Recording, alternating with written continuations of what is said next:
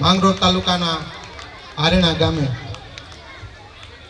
કૃષ્ણા સ્કૂલનો વાર્ષિક ઉત્સવ નિમિત્તે આ સાંસ્કૃતિક કાર્યક્રમની અંદર આવેલા સ્કૂલના અધ્યાપકો, અધ્યાપિકાઓ, તમામ વાલીગણ, વિદ્યાર્થી ભાઈઓ અને બહેનો તથા ભાગ લીધેલ તમામ કલાકારો,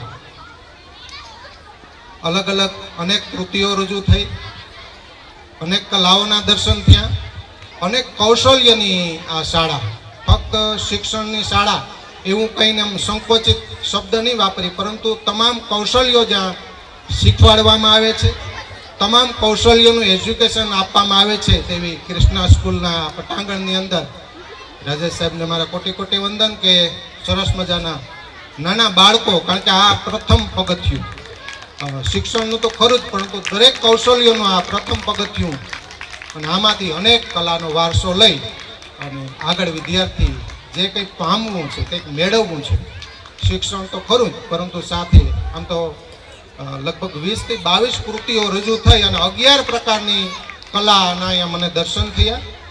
ગાયકી હોય, ડાન્સિંગ હોય અને અધર તમામ કલાઓ, એટલે મેં જોઈ કે 11 પ્રકારની કલા. અને આ મિત્રો આપણી સભ્યતા છે. કોઈ પણ ગામ, શહેર, જિલ્લો, તાલુકો એમનો મુખ્ય પાયો હોય ને તો એમની સંસ્કૃતિ, સભ્યતા અને સાહિત્ય ઉપર નિર્ભર હોય છે. કે વિશ્વના સુપ્રસિદ્ધ સાહિત્યકારોમાં જેમની ગણના થાય છે એવા કેકા શાસ્ત્રી અને મુનશીજીની એક આત્મકથાની એક નાનકડી વાત કહીને આ મારી વાણીને વિરામ આપું કે વિશ્વના સુપ્રસિદ્ધ સાહિત્યકારો, મુનશીજી કહે છે પોતાની આત્મકથામાં, આખા દેશનું પરિભ્રમણ કર્યું, દેશ વિદેશની અંદર. એલેક્ઝાન્ડર કિનલોક ફાર્બસ, ડોક્ટર બાકે, કનરલ રોડ્સ, બાર્જેસ સેમ્સ, આખા વિશ્વનું પરિભ્રમણ કર્યું. આ કલાનું કેટલું મહત્વનું છે ને એટલું મહત્વ એ વાત કરવી ખાલી મારે. આખા વિશ્વનું પરિભ્રમણ કર્યું, છેલ્લે તો ઇન્ડિયાની અંદર આવ્યા, ગુજરાતની અંદર આવ્યા, તેનું પણ અવલોકન કર્યું. ને સૌથી વધારે સમય જો સૌરાષ્ટ્રની અંદર રોકાણા. જતા જતા ત્યાં સુધી કીધેલું કે સૌરાષ્ટ્રમ સત્યમ શિવમ સુંદરમ.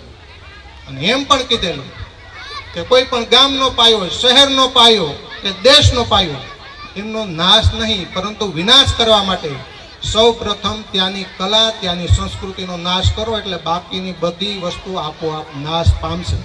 મારો કહેવાનો ભાવાર્થ એ છે કે આવી સાંસ્કૃતિક સુસુપ્ત કલાઓને બહાર લેવા માટે આ સ્કૂલ દ્વારા, એમના સ્ટાફ દ્વારા તમામ જે પ્રયત્નો થયા છે એમને મારા કોટી કોટી વંદન. અને એટલા માટે ત્રિભુવનદાસ ગોરીશંકર વ્યાસ લખે, શું લખે? 2 પંક્તિ.